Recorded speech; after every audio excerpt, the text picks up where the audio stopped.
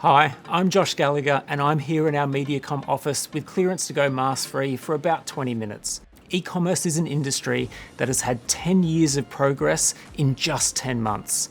And now it's estimated to be a $5 trillion industry, one that is growing by over 27% in 2020, with Asia accounting for almost 60% of the global market. But despite this growth, I fear for creatives' ability to impact the e-commerce industry. In recent years, creativity has unquestionably been sidelined as media teams have found new ways to get results by simply putting average work into more relevant spaces. It's an industry that has seduced creative marketers into believing in the short term only. An obsession with driving sales velocity is upon us. So I pose the question, will commerce kill creativity?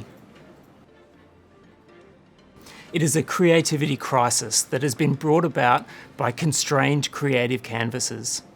Let's consider a typical shopping experience on a digital marketplace. Whether consumers want to buy a $40,000 luxury watch or a $4 bargain shampoo, the experience is shockingly similar. Every product detail page looks the same. An uninspiring image of the product against a soulless white background has become the standard for almost all marketplace platforms. To start to solve this, we need to, firstly, alter the view that companies have viewed digital marketplaces in largely transactional terms, as channels to sell products, not to deliver brand experiences. Creative was here and commerce was there.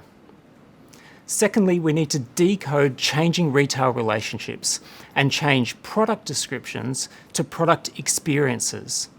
And finally, look at how the combination of conversation, communities, and convenience will give brands a creative advantage. So why am I doing this? Because we cannot let commerce go down the same road as programmatic media, where the conversation on ground today is more about technology than talent, and it's more about cost than connection with consumers. We're already seeing the impact on creativity, driven by a marketer's desire to fulfill the promise of immediate sales. Creativity is lowering its importance as the contribution of media impact on sales is only increasing by 140%, as marketers look for immediate impact, while brands feed off the thought that 63% of customers now visit retailers' websites before visiting a physical store. Currently, consumers can find everything on a digital marketplace, except your brand. Now, this is a really key inflection point where creativity plays a disproportionate role. For people to find your brand, they need to know your brand. To win, brands must repair broken omni-channel experiences. They must communicate their distinctive value at the point of sale. This requires a marketplace strategy that harnesses brand stories to spark preference and purchasing. The key is to deliver convenience and one-click consumer journeys with creative storytelling that puts brand experience on the digital shelf. How do we do it? By getting creative with commerce. Because without a creative brand, you have zero chance of growth. So we've come up with 3 creative imperatives for commerce to take back control. First is communities. The second is conversation. And the third is conversion. First, starting with communities, we shift from just thinking about brand preference to how we can be and encourage brand promoters. So we're moving from transaction-orientated brands and products to relationship-orientated brands and products. We need to think of how communities can drive magical moments for consumers. Influencers are having a huge impact on commerce through live streaming, which is growing by 40 times year on year. Last year, in her live streaming room, a Chinese live streamer single-handedly sold $6 billion worth of products. This is about equal to the annual China sales of chain supermarket Carrefour. But it's not just influencers, it's everyday people adding magic into conversion. This campaign I'm going to show you from KFC in Australia shows how using friends to unlock a secret menu had a massive impact.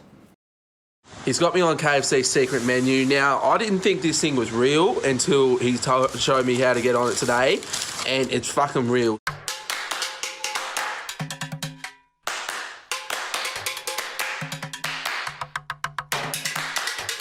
There is actually a secret menu on the KFC app. There we go. Alrighty. Now this is my bistro. Can't get over the fact that they've put the bunny upside down. They're quirky. It's fun.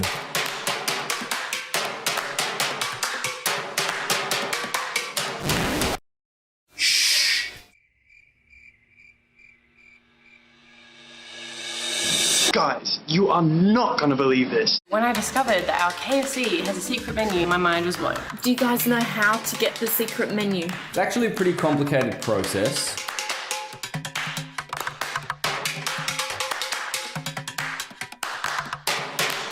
What I'm going to do is show you a secret menu.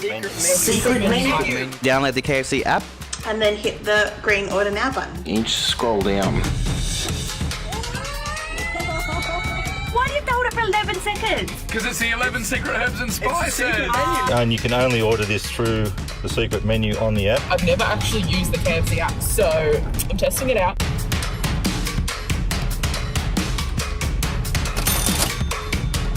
This thing's even been on the news, guys, so it's pretty big.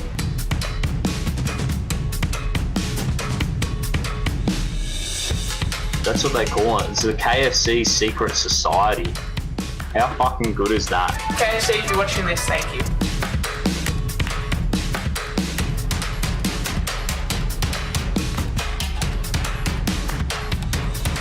See you in the next secret menu item. This example brings back rich, emotive content. Brands have spent years and billions of dollars telling stories to create meaningful connections with consumers that drive sales and loyalty. But this content is often invisible at the point of sale unless we take a new perspective like this.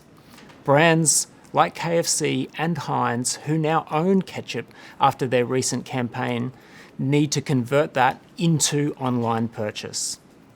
Secondly, we're going to talk about conversation. Conversational commerce is on the cusp of taking over and an opportunity to supercharge creativity, moving from selling to and engaging with retailers to selling to and engaging with your consumers by making your brand tip of tongue.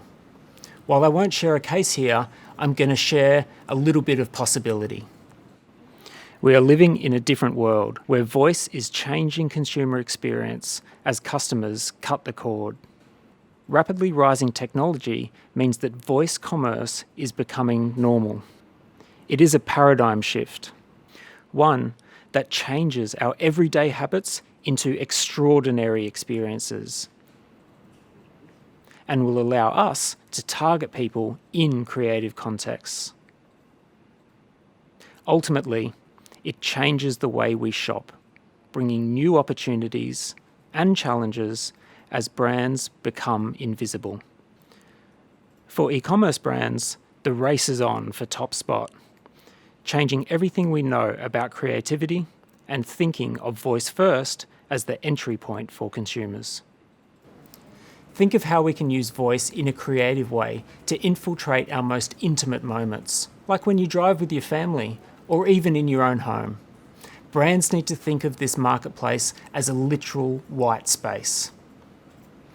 And third and finally, we're going to talk about conversion.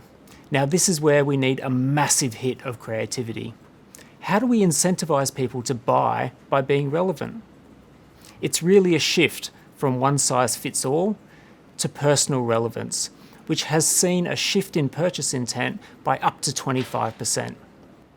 This case study that I'm about to show you takes what Snickers did with Hungerithm, basing product discount on how angry people were, and applies it in a unique product-relevant situation.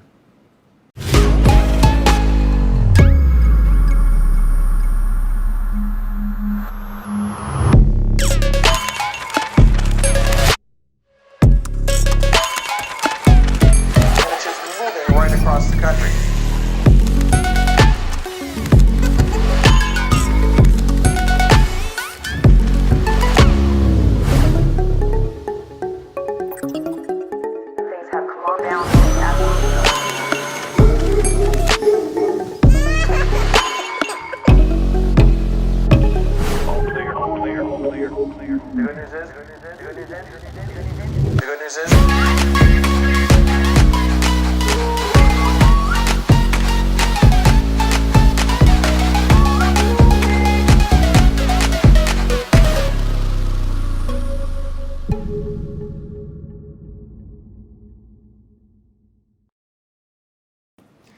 So now we can peel back the constraints surrounding data-fueled retail environments to uncover an environment which technology can be used to develop new product-based retail experiences. So that's it for me. Today was about ensuring that creativity remains in commerce by using community, conversation, and conversion to answer some key questions. How can creative brands beat the algorithms and get ahead of them by shifting from product descriptions to product experiences? How can being relevant better serve consumer expectations through conversation? And how do I create magic in conversion moments by using data and technology in a new creative canvas?